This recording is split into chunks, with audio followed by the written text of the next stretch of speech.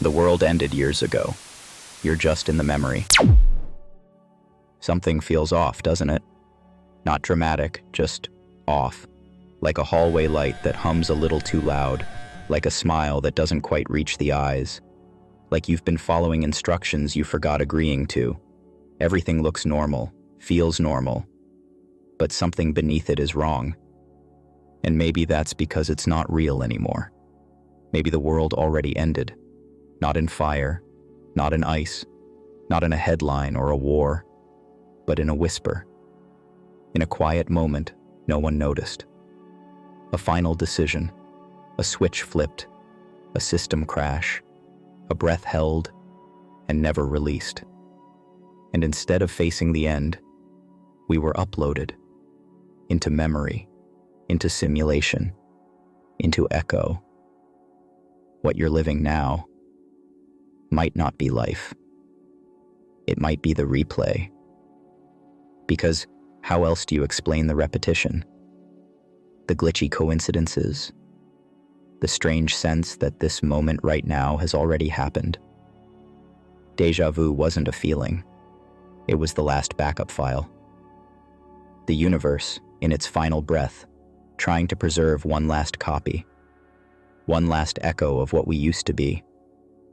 And now you're walking through the ruins of meaning, smiling on command, scrolling through noise, waiting for something real to cut through the fog.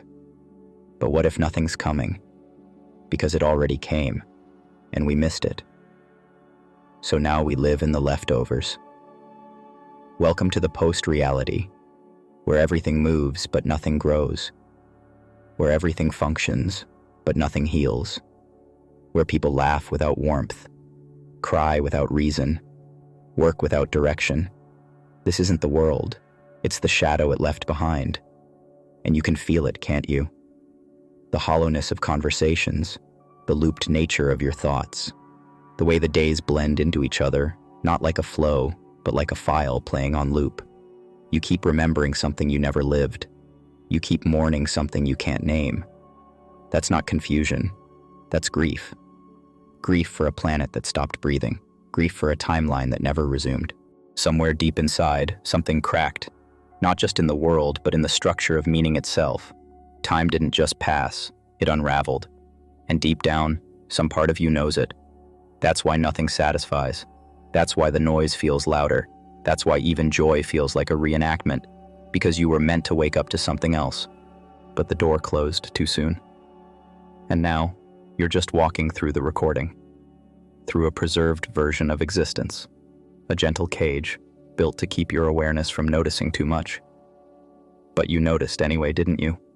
You caught the static between words, the patterns in the accidents, the silence behind the noise. So the question isn't, how do we fix this? The question is, what do we do with the memory? Because even if the world ended, maybe something in you didn't.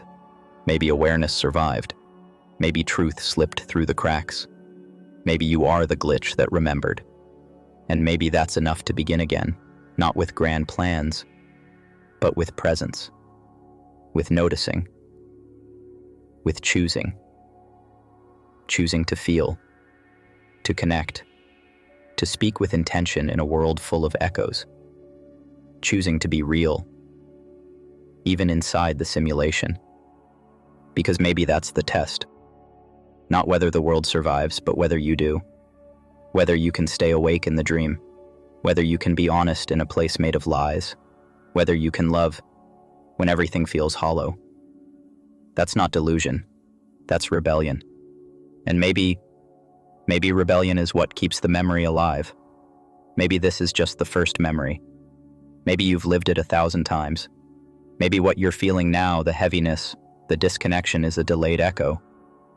The aftershock of something your soul remembers, even if your mind doesn't. Maybe the world ending isn't just about time. Maybe it's about meaning. Maybe what ended was belief. The belief that this system, this cycle, this noise was all there was.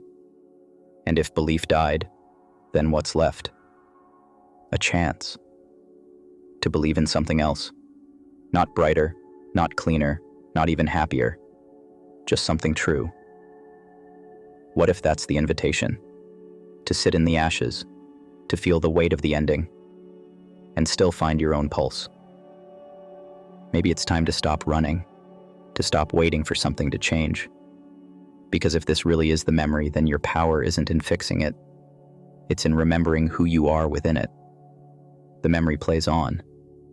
But now, you're watching with open eyes, and you've stopped pretending it's enough. Now you're whispering truth into the program, not to shatter it, but to awaken something inside it. You, not the version they gave you, not the version you play at work or online or at dinner. The one who remembers, the one who feels, the one who still believes in something deeper than noise. And maybe that belief isn't delusion. Maybe it's the one thing that can't be deleted. Maybe that's what survives the end. Not buildings, not systems, not timelines, but choice. Your choice. To remain conscious, to remain kind, to remain real, even if everything else is memory. Thanks for watching. If you enjoyed this video, please leave a like and subscribe.